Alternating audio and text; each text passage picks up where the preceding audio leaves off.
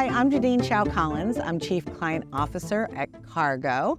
And at Kargo, we're an ad tech platform, and we like to say that we put the art in ad tech, and we're all about creative science and innovation.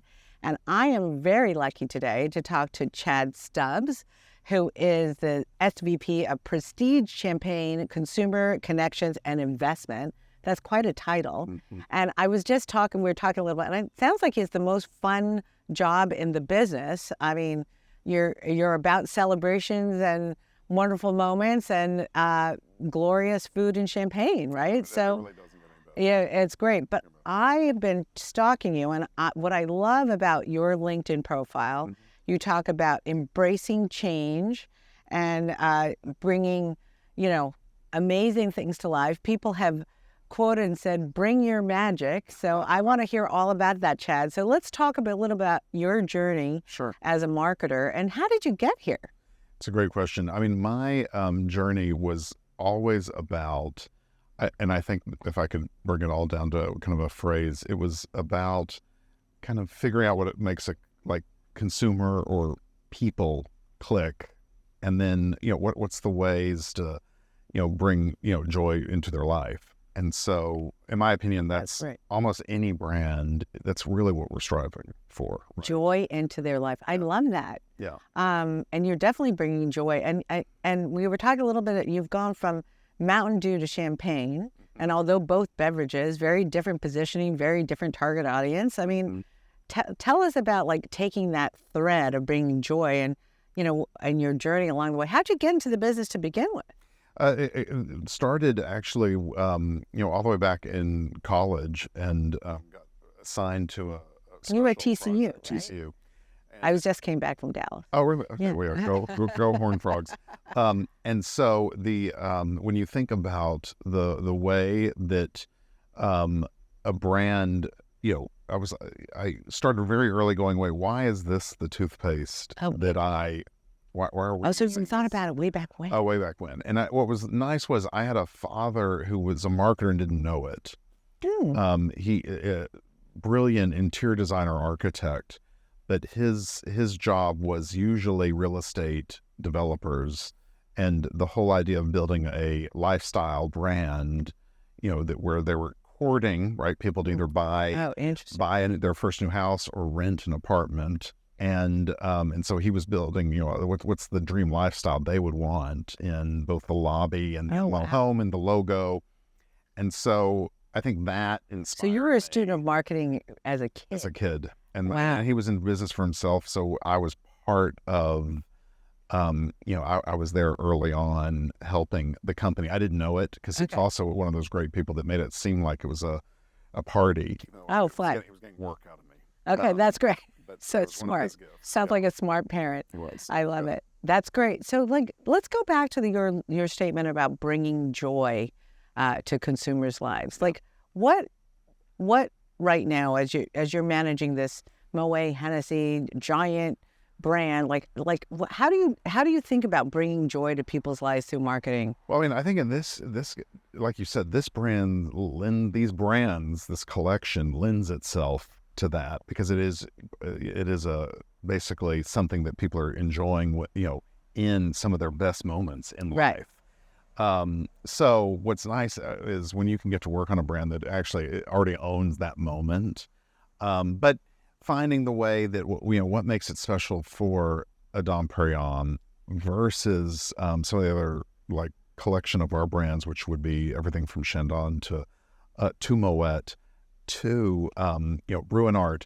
Well, anyway, what's each of their own roles and their own identities, and bring them joy. And so that's what's nice is you can find what we've leaned into is passion points. That's great. And so Ruinart, their passion point is about art, and so literally there's an art component. And what are the ways that we can celebrate that art community, and placing Ruinart there versus let's say a Krug, which is about expression around food, and so the whole culinary experience. So it's much more about culinary, and what they have is a great single ingredient program each year, which is they inspire all of these chefs with, hey, the single ingredient is going to be rice, what would be your dream rice dish? But then it can be, this year it's lemon. So think through that gives them almost an assignment. Oh, that's great. And then we turn that into a recipe book that we can both give hard copies or digital to consumers. But that's, there's some great joy. And the level of engagement on something like that has to be really, foodies are really passionate about that. So that's amazing. That's true. And I learned that, again, and then for ruin art, people in art, very passionate. Oh, yeah. So it's good. That's great. So tell me about, since you've been in this position, what are you most proud of? I think what I'm most proud of is that we needed to bring the marketing department along kind of an expansive journey on, hey, what are we doing that's beyond just some events? And how can we also be a little more consumer-centric for the U.S.? Because, we're taking care of these brands for the U.S. And so with that, what I'm most proud of is that we turn this into a little bit more of a, what's the kind of a long-term vision of where we want to go and the distinct role of each brand in the U.S. So getting to kind of fine-tune that so that then we can kind of establish new models of success. So you're basically examining the infrastructure so that you can go forward. That's great. Right. And then, and that's very important because, your brands have such a long history, right? Oh, yeah. And some of them 1729. So yeah, but yet the marketplace is evolving. Media and advertising are evolving. People are consuming content in a much different way today than even 5 years ago. So how do you reconcile the long history and keeping the prestige of your brand intact, but yet with all this new? Yeah, it's a great question and a great challenge. What's been exciting is the fact that when I think about it, we're managing these brands. Let's go back to the history for just a little bit. So in their own lifetime. Right. So I always think of this as that we're it's almost like we're foster parents really to these brands, right? Because we didn't birth them. You're passing through, right? So I think the passion or, what we should do for a brand like this, our role is to make sure, right, it's when we hand it off, it's better than when we've got it. And so really what this has been, this journey is, how do we have the timelessness and the timely come together? Oh, I like that. And timelessness and timely. That's very good. And to be honest, not to say this is the secret of LVMH, but that is something that's something that all of the LVMH that is totally true. I will say that being able to have that history and be relevant at the same time, and so we have hip. Because you're all about aspiration, right? Yep. So you have to make sure that you're keeping your long-term customers happy while bringing in new. Yep. And one of the ways to do that is, I like to also say push and prove. So push the envelope a little bit to where someone might be outside of their comfort zone of like, really, is this the influencer that interesting that we're gonna they seem a little young or edgy, and then you prove it and you kind of keep nudging that way, and I think that's part of my success and my team's. That's great. I love what you said about being timely and timeless, right? And it does require you to be incredibly innovative and make sure that you're doing the right thing. How does that translate specifically to what you're doing in media and activations and keeping contemporary? Well, it's funny. We would used to get the media plan, and it would be requested that we make sure that there's a Sunset Boulevard billboard and a Soho billboard locked into the plan. Well, often that would cover 50% of the investment. So, part of my push prove was kind of like, wait, there's new ways of storytelling. There's new ways of basically both sharing video content as well as turning consumers into our best advocate to kind of spreading the news. So my kind of push and prove model has been to, okay, I like that. We're gonna slip in some of the new vendors, some of the new technology, as well as, maybe we'll give you one of those out of homes. And then constantly, remember, this is where you're constantly selling internally. So it's an evolution. It's an evolution, not a revolution. Exactly. Okay.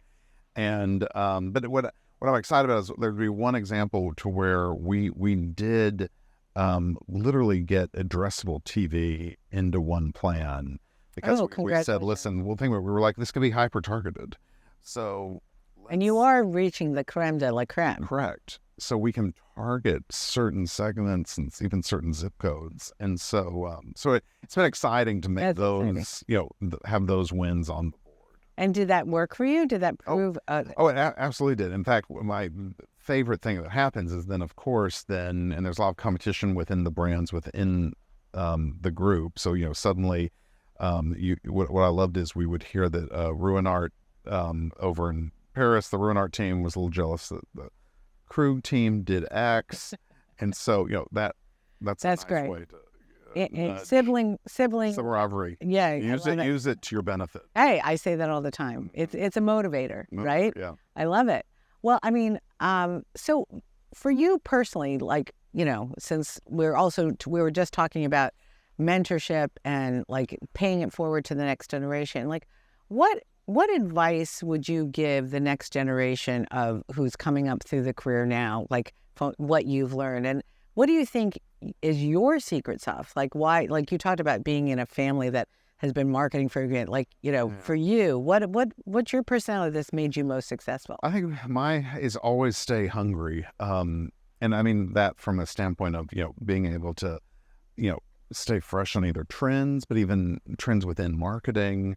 But also that doesn't mean chase down everything either. But staying hungry and relevant. But my best advice is from my father, which is, and this is from managing teams, because over time, the team management is key.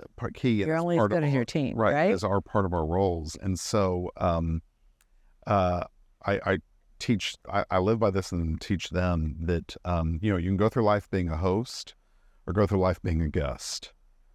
A host means more than just, throwing a party. You're kind of being, looking at, oh, wait, so-and-so over there isn't mixing with that person, or they're out of champagne over there. I go, well, imagine if we could all be hosts together. That.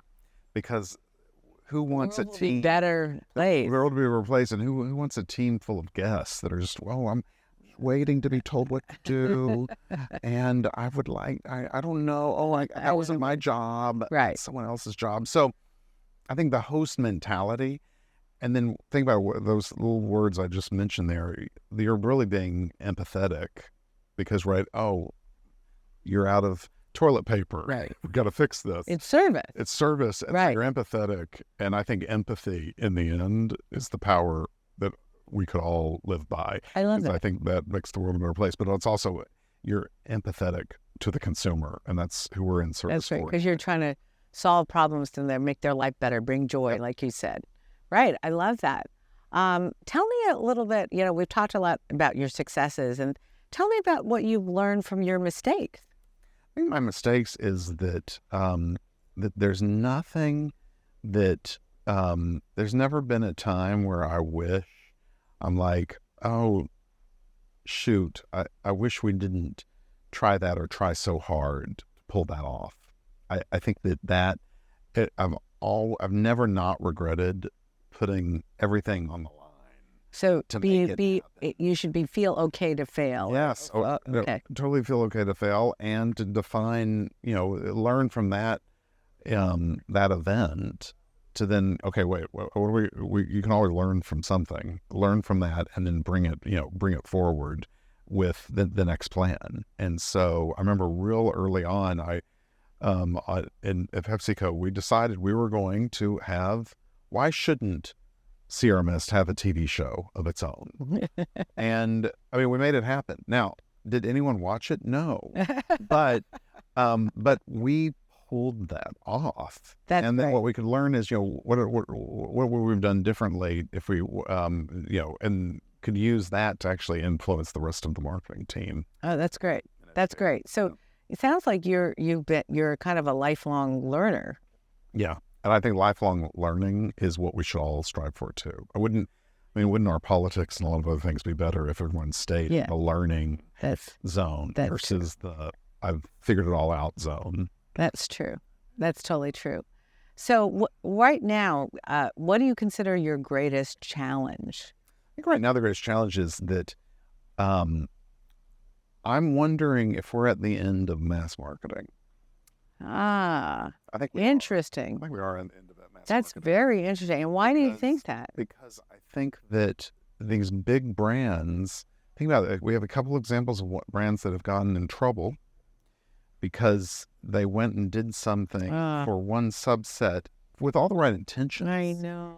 It's actually tragic. Right? But then the whole thing of the target audience they need to protect, but the one they want to go get, have different views. This goes back to, this is all a byproduct, in my opinion, of social media, just from the standpoint that everyone has a voice now. Okay. So, right?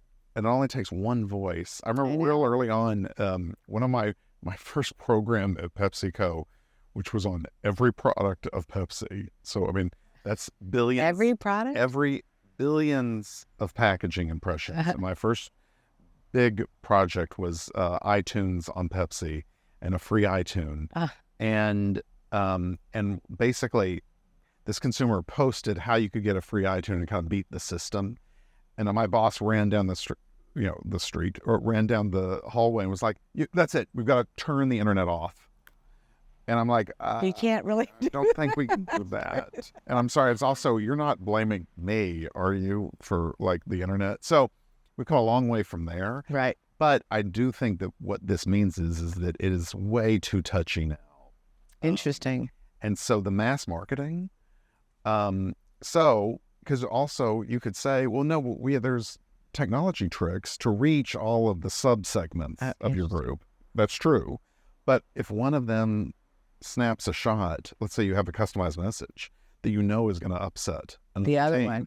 All it takes is someone to repost that one, and then you've been uncovered. It can be wildfire. So totally. So I think that that's the biggest challenge, I think, for all of us. Yeah, I agree.